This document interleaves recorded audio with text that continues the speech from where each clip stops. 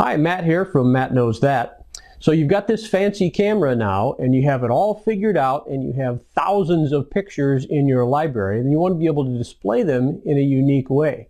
Well, there are a lot of different photo crafts out there. You can watch one of my previous videos where I did some instruction on transferring photos onto a slab of wood. And there are lots of other cool things to do, and I found one which involves putting the photos on little blocks of wood. Now, the idea came from those photo cubes from the 70s. My grandmother had a few of them sitting on one of her end tables. They were made out of clear plexiglass, and you slid the photos in on each page, on each side of it, and you could pick the cube up and look at it. And it was a nice, unique way to be able to display at least 6 pictures. And I decided to make these cubes and glue pictures to the wooden block, and it's a really light piece of wood. I think this is soft maple, but you could also use basswood. The dimensions, these are almost 2.5 inches square, and that's just because those are the dimensions that the piece of scrap wood that I scrapped from a pallet happened to be.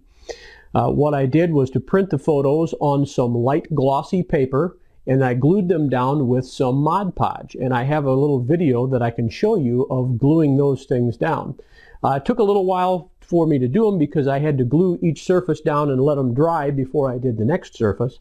And what I'm going to do today is to spray a clear coat on them to protect them a little bit more, because as the humidity level gets up a little bit, the Mod Podge tends, I think, to get a little bit sticky, plus the directions say that you should seal it.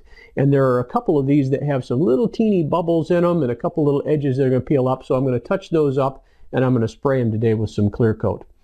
It was a unique way to be able to display lots of pictures because you can put 6 pictures on each cube, and I did 6 cubes. Now, I themed mine so that this cube happens to be all vacation photos, and I even cut out a roadside map of the destination that we went to and glued that on there. And I have pictures of lighthouses and sunsets and all that stuff. I wasn't really concerned about having really good high quality printing on the pictures. Plus you can see that there are brush marks and things. This is a cube that I made with all of our various pets over the years. There's Gordy, funny dog. So I made these for my wife for her birthday, and she was just ecstatic about it. The nice thing about these compared to one of the digital photo frames or something is that these are a lot more interactive because you can pick them up and take them with you, and people can look at all the different surfaces of them.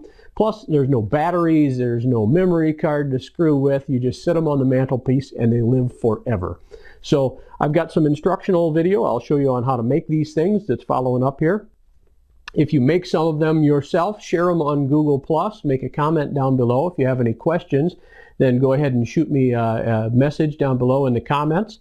I'll put a link there too also to buy some Mod Podge, which is the gel medium that I used to glue the photos on there, and it's also the clear coat that was brushed on.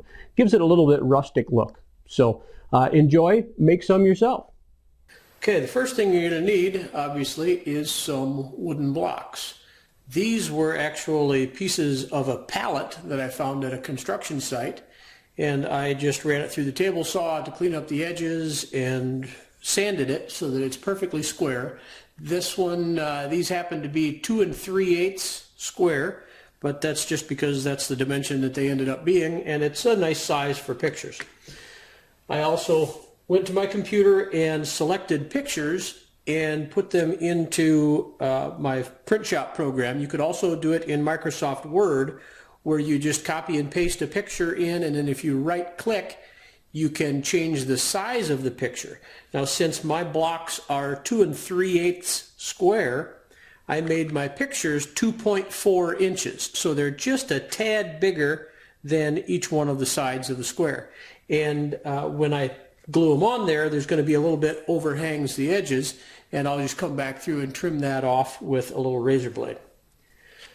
Now, you could put the pictures on there in random order, but I'm going to actually put mine so that there are faces that are all viewable. Because if you can imagine this one sitting on a shelf, you want to have this face and this face both viewable, or if this face is square to the shelf, then you want this, this, and this all to be upright. And then if there's a picture that you don't really care about, it's maybe not your best side, you can put that one on the bottom side so that most of the time the cube is going to be like this. You could also just put them on there in random orientations, which encourages people to pick them up and look at them. Now, these pictures, I actually printed them with my laser printer on light glossy paper. If you use an inkjet printer, then the one step that you have to make sure to do is to spray each side of the picture with a little bit of clear acrylic or lacquer, enamel, some other clear coating so that it seals the surface. Otherwise, the Mod Podge that we're going to use for the clear coat and to glue it down on the back will end up smearing the ink a little bit. So if you're using inkjet, be sure to spray this off. I printed mine on a laser, so I don't have to worry about it. I'm also using this really light glossy paper so that it sticks down really well. I didn't want to use hard photo paper that maybe would start peeling up on the edges a little bit too easily. So we're going to use Mod Podge for this, and I'll admit that I've not used Mod Podge for any other projects. This is my first Mod Podge project, and I experimented with it a little bit on a few pieces before I started this, and the things that I learned are that you don't really want to use a foam brush. Using a foam brush for the clear coat on the top coat ends up leaving brush strokes that you can see really plainly. Another thing that I learned is to make sure that this is warm, like at room temperature or even just a tad bit warmer.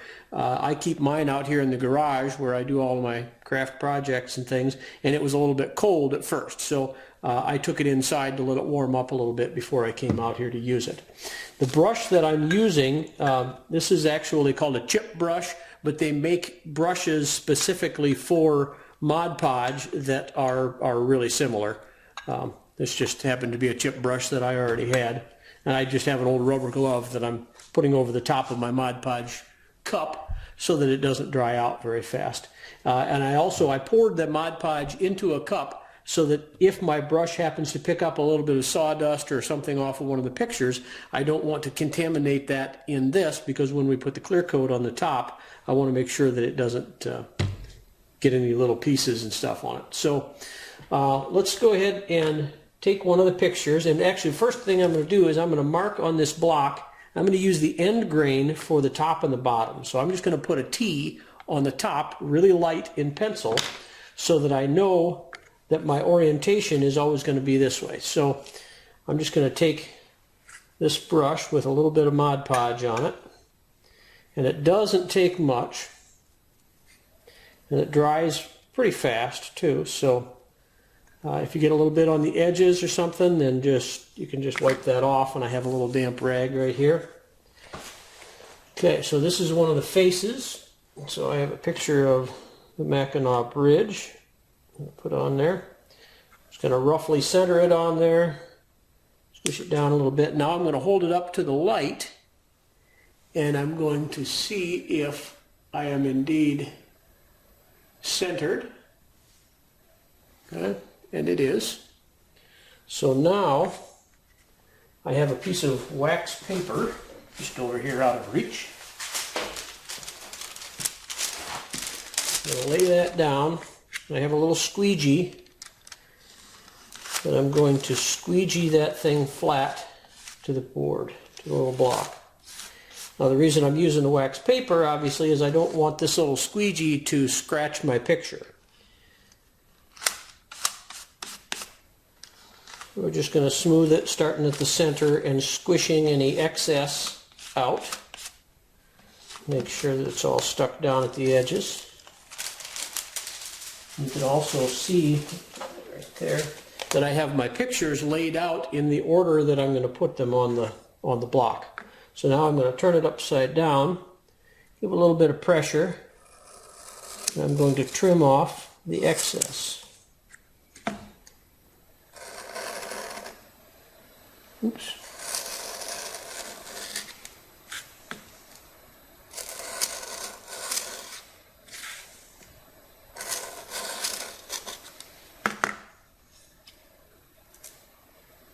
Okay.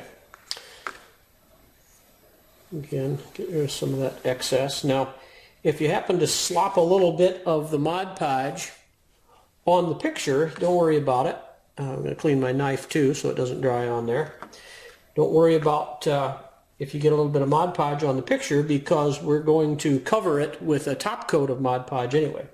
But I want to make sure that my edges are stuck down very nicely, so I'm going to smooth that back out a little bit so in case something got... And I can look at the reflection of it and make sure that there are no air bubbles. That's on there really good. Don't worry too much about having little hairs on the edges, because after this dries, we're going to take a little sanding block and ease those edges just a little bit. I have one over here that's drying right now. Maybe you can see how the edges of it have a little bit of block showing. And I think it gives a nice frame effect to the block, and it lets you know it's a block of wood. Okay, I have put a little bit of Mod Podge in my little holding cup here, and I added just a little bit of water to it because I think it was a little bit too thick, and I'm going to gently stir it. I don't want to introduce any air bubbles to it, but I need to mix up the water. And any air bubbles that I do get in it, I'm going to let it sit here for just a minute and tell you that the sanding was really a kind of a pain in the butt, but you have to take a sanding block. It's sitting over here.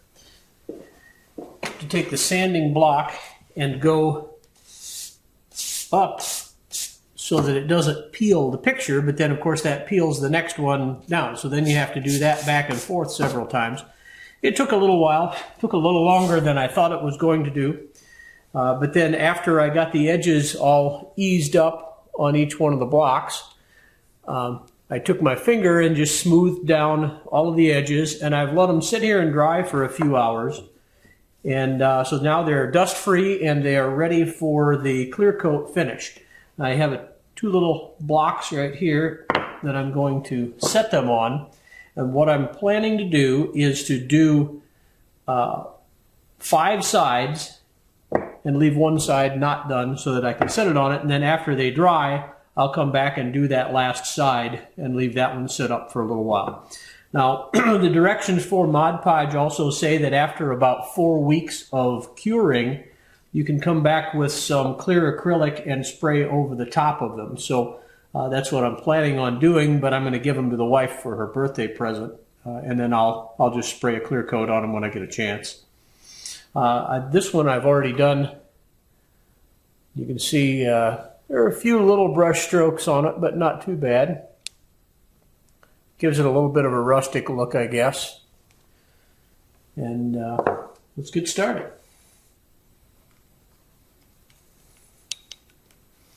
So I have a little tub of water there for cleanup if necessary.